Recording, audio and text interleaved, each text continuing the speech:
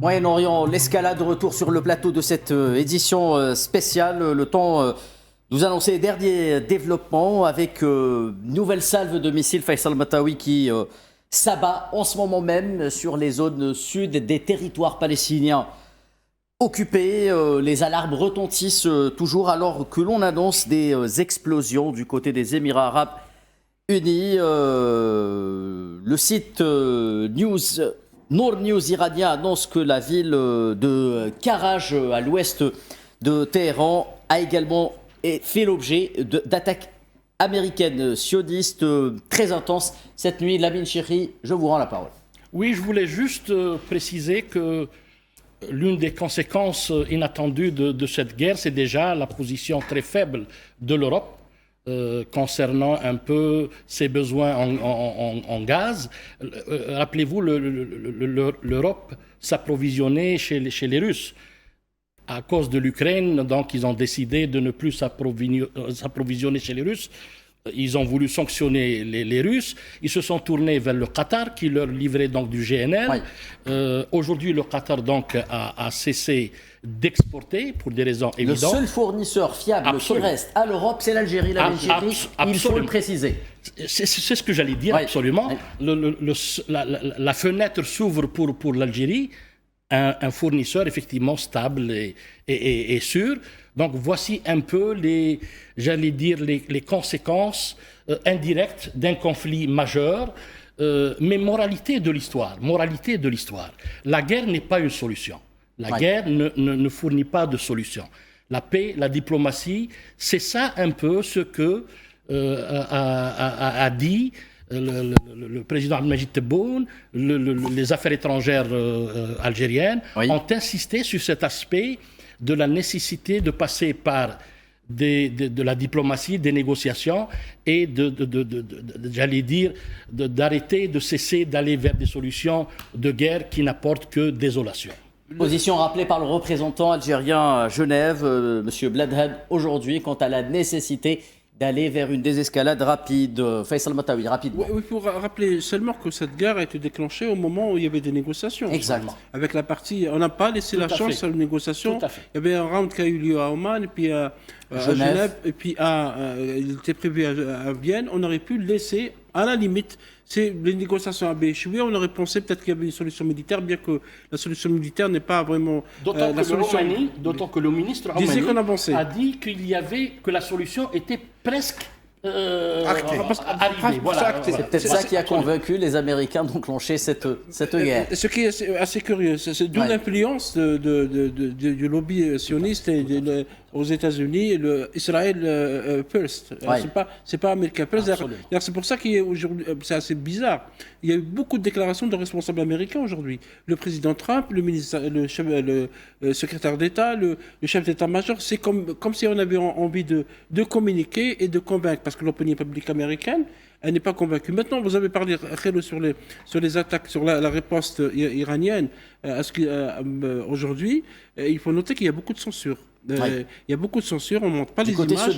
Côté sioniste, même côté américain, parce qu'il y a la censure militaire, on parle de 6 ou 7 soldats américains, je pense qu'il y a plus, comme c'était le cas en Irak, c'était le cas en Afghanistan.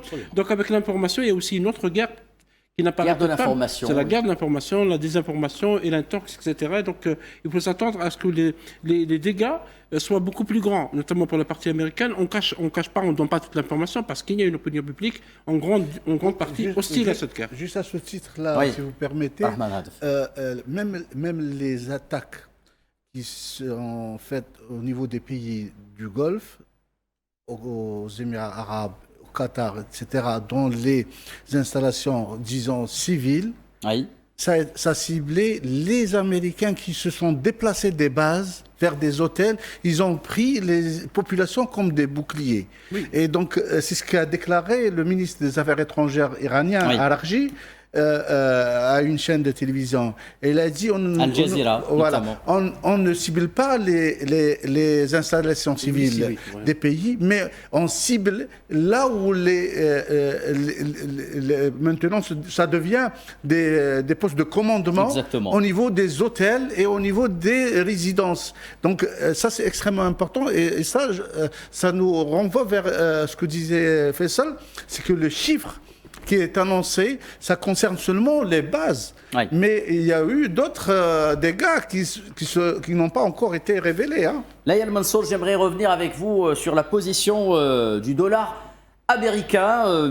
Qu'est-ce qu'il risque globalement lors de cette escalade généralisée qui pourrait être amenée à durer? Rappelons que la dette américaine est également très importante. Est-ce que le poids d'un dollar surdimensionné, ayant pris des anabolisants en quelque sorte, serait une bonne chose pour les États-Unis lorsque l'on sait également que la Chine détient presque le tiers de cette dette?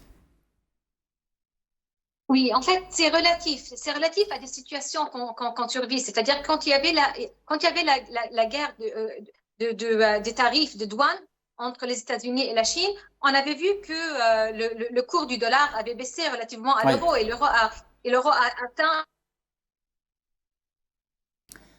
Layal Mansour, un petit souci de connectivité. Nous allons tenter de... Je reprends la question. Oui, Abdelrahman Hadef, oui, parce que la valeur du dollar est devenue paradoxale pour les États-Unis. Parce que depuis l'arrivée de Trump, je l'ai dit déjà en début d'intervention, ça a été toujours un but de dévaluer le dollar pour essayer de reprendre un peu sur la balance commerciale. Et de relancer les exportations. Les exportations. Et donc, il l'a fait. Pendant 2025, le dollar s'est déprécié de presque 18%. Oui. C'est énorme. Donc un dollar fort, c'est ce que je disais, n'est pas profitable à l'économie américaine. Et là, durant ces 2-3 jours, le dollar commence à reprendre de la valeur. Pourquoi? Parce que c'est devenu une valeur refuge. Oui. Et aussi parce que les marchés sont en train de shifter des marchés des actions vers les marchés d'obligations, donc souveraines. Et là, les obligations souveraines américaines qui sont réputées être sûres, et là, le dollar notamment prend encore de la valeur. Et pour les États-Unis, c'est un cauchemar.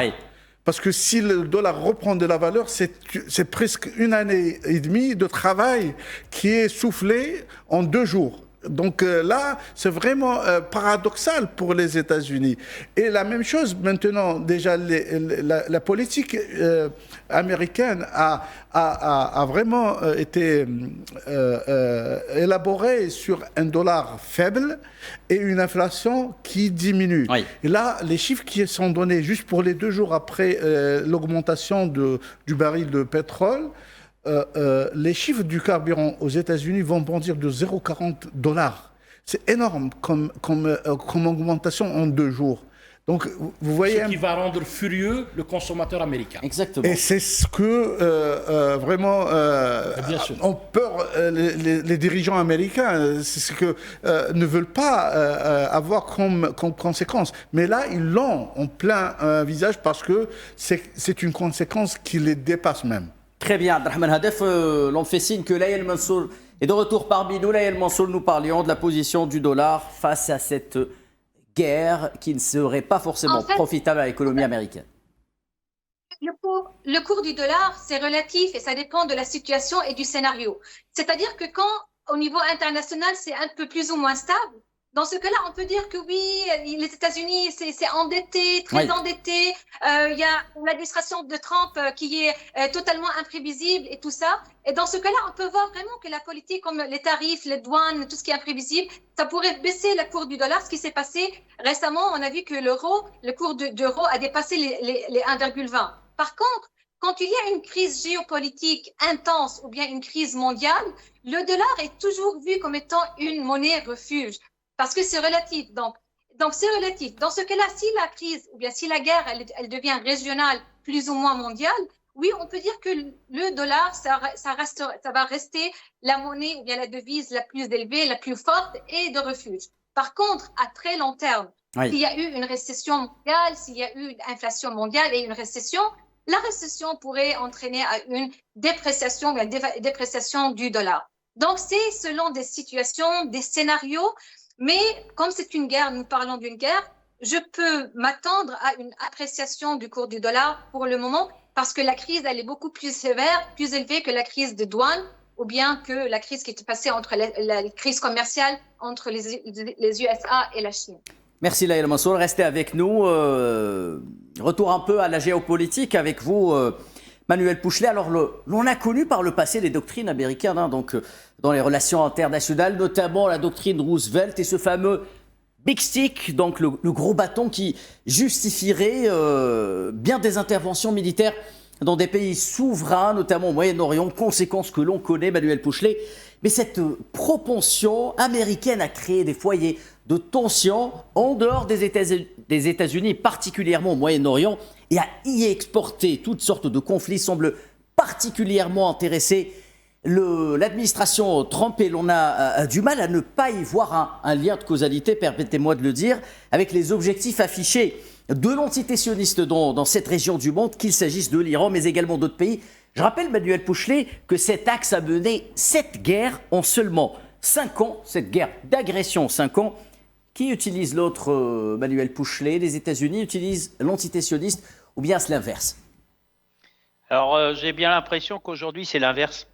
C'est plutôt l'entité sioniste qui utilise les Américains. Et d'ailleurs, quand ils vont s'en apercevoir, je pense que Donald Trump, il va se mettre dans une colère incalculable. Parce que là, j'ai l'impression que le déclenchement de l'opération s'est fait, où M. Trump s'est fait forcer la main par son ami M. Netanyahou. Maintenant, les Américains, je le rappelle, ont une économie de guerre depuis quasiment leur entrée en guerre en 1941. Il y a eu la guerre froide, et puis aujourd'hui, le président américain, quand il y avait eu le sommet d'Anchorage, avait dit « Nous gagnons énormément de millions de dollars grâce à l'instabilité dans le monde ». Bon, bien entendu, à l'époque, il parlait du conflit en Ukraine, mais là, aujourd'hui, je rappelle que les meilleurs clients, j'allais dire, du complexe militaire ou industriel américain, mais ils sont là, c'est-à-dire les pays du Golfe. Oui. Quand vous regardez les dépenses militaires, moi j'avais animé une conférence sur le sujet, le marché de l'armement au Moyen-Orient, les meilleurs clients sont là. C'est l'Arabie Saoudite, c'est le Qatar, les Émirats, et tout le monde en profite, y compris les Européens. Voilà, pas seulement du côté américain, j'allais dire. Oui, les Européens, regardez la vente de Rafale dans la région, regardez l'approvisionnement en canons d'artillerie français pour l'Arabie Saoudite et pour d'autres pays, ainsi que les chars Leclerc pour certains pays du Golfe. Donc quelque part, c'est malheureusement, et d'ailleurs même vous avez un salon militaire dans la région, chose qu'il n'y avait pas. Et c'est marrant, excusez-moi, c'est peut-être maladroit, mais je trouve dommage qu'il n'y ait pas plus d'initiatives diplomatiques pour que ce conflit cesse rapidement. Mais en même temps, je vais vous dire une chose, j'ai un petit peu l'impression que cela confirmerait une maxime d'un péplum américain. Si ton ennemi a ce que tu désires, tu n'as pas le droit de le refuser. On est en train d'assister à ça. Et maintenant, le tout est de savoir qui va réussir à dominer l'autre, parce que la querelle de leadership entre M. Trump et M. Netanyahou, on avait vu ces derniers temps que M. Trump s'était agacé, par exemple, de certaines positions, on va dire, de l'État d'Israël sur certains dossiers. Mais notamment la gestion du dossier il y a ça, palestinien. Il y a aussi...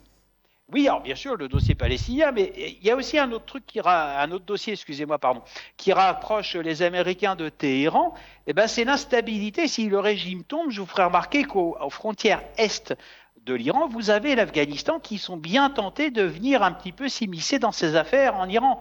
Et aussi, vous avez une autre plateforme qui est également une alliée de l'Europe, mais entre guillemets, je dis bien. On parlait tout à l'heure d'approvisionnement en gaz et pour l'Europe. Il y a Madame van der Leyen, il y a 2 ans, en juin, s'était rendue en Azerbaïdjan. Et comme par hasard, le président Aliyev, on l'entend peu sur le sujet, alors qu'en fait, il est aux portes du conflit, ne l'oublions pas, y compris l'Arménie, où maintenant, vous commencez à voir arriver des réfugiés iraniens qui risqueraient aussi de déstabiliser la région. Mais je reviens à mon propos précédent. Je vous rappelle que l'Iran, il y a différentes minorités ethniques et il ne faut pas les considérer comme étant tous des Iraniens, mais plutôt quand on regardera... Le sentiment qui prévaut, c'est le sentiment patriotique national, et on l'a vu à plusieurs reprises en Iran. Et c'est ce qui permet justement à l'Iran de compter sur ce front interne qui permet au pays de tenir face aux vagues d'agression américano-sionistes depuis très longtemps. Oui. Tout à fait, bien entendu, mais maintenant, vous savez, c'est une culture perse, et la culture perse, elle est indétrônable, elle est plusieurs fois millénaire quand on compare avec l'histoire de l'Occident. Mais moi, j'allais dire, ce conflit aussi permet de tester, malheureusement, j'aime pas tellement ce terme, mais va mettre à l'épreuve la résilience de la diplomatie occidentale, de son économie et également de sa puissance militaire, ainsi que les BRICS. Et ça, on avait tendance à l'oublier. 3 minutes avant de rendre l'antenne, messieurs, Faisal Bataoui, très rapidement, j'aimerais revenir sur l'aspect du droit international et les Nations Unies. Est-ce qu'ils sont aujourd'hui le grand perdant, l'autre grand perdant de cette guerre? Je dirais les grands absents, parce que le Conseil de sécurité de l'ONU aurait dû réagir rapidement. Et c'est vrai que l'administration Trump voudrait écraser l'ONU, le Conseil de sécurité, en créant le Board of Peace, le Conseil de la paix dans le monde. Je ne sais pas quel rôle il va jouer, mais je voudrais seulement souligner, vous avez raison, Khalidine, de parler de viol. Il y a eu plusieurs viols du droit. Toutes les chartes de l'ONU ont été violées dans cette agression. En plus de le fait qu'il y ait des cibles qui soient ciblées. Les hôpitaux ciblés. Les hôpitaux, on a parlé des codes enfants, plus de 100 filles sont mortes dans les écoles, donc en Iran. L'Iran n'a pas agressé les États-Unis. Parce que le président Trump dit que on a fait ça parce qu'ils auraient pu envoyer des missiles. Oui, mais il dit que s'ils n'avaient pas arrêté, interrompu l'accord du programme nucléaire conclu par Donald Trump, l'Iran aurait obtenu l'arme nucléaire il y a 3 ans. Donc c'est des choses invérifiables. Bien sûr, l'accord a été signé à l'époque du président Obama. Oui. L'Iran n'a pas les capacités d'avoir des missiles intercontinentaux qui vont sur 10 000 km. Donc franchement, c'est pas du tout une réalité. Mais pour aller rapidement dans le sens de la mine, je pense que l'Europe sera le grand perdant de cette guerre. L'Europe d'abord qui laisse un autre conflit de haute intensité sans faire des efforts de guerre. Et hier seulement, l'Allemagne, la Grande-Bretagne et la France ont décidé de parler d'un projet de missiles de longue portée. Donc le complexe militaro-industriel se comporte très très bien. D'ailleurs, c'est lui qui tire le profit de la guerre, on le sait. Lamine Chekhi, le mot de la fin, très rapidement, s'il vous plaît. Il faut trouver rapidement une alternative aux Nations Unies. Une alternative aux Nations Unies, dites-vous. Oui, tout à fait. Abdelrahman Hadef. Il faut revenir à la voie de la diplomatie.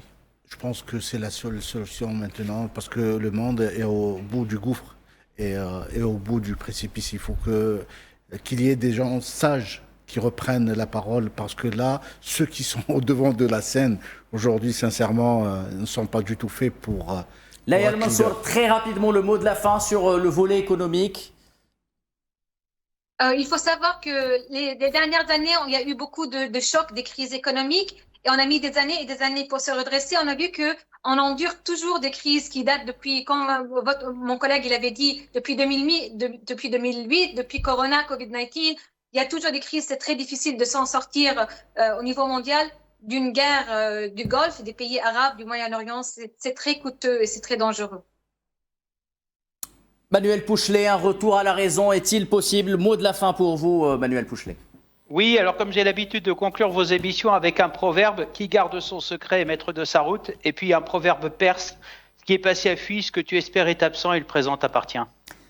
Mesdames et messieurs, merci d'avoir animé si brillamment cette édition spéciale consacrée donc à ce 4e jour en Iran, ce qui concerne la guerre au Moyen-Orient qui sévit, en espérant qu'il y aura de la place à la paix dans cette si belle région du monde, si sensible, si cruciale, si stratégique, mais également si importante. Cette couverture spéciale se poursuit, mesdames et messieurs. À vous l'antenne.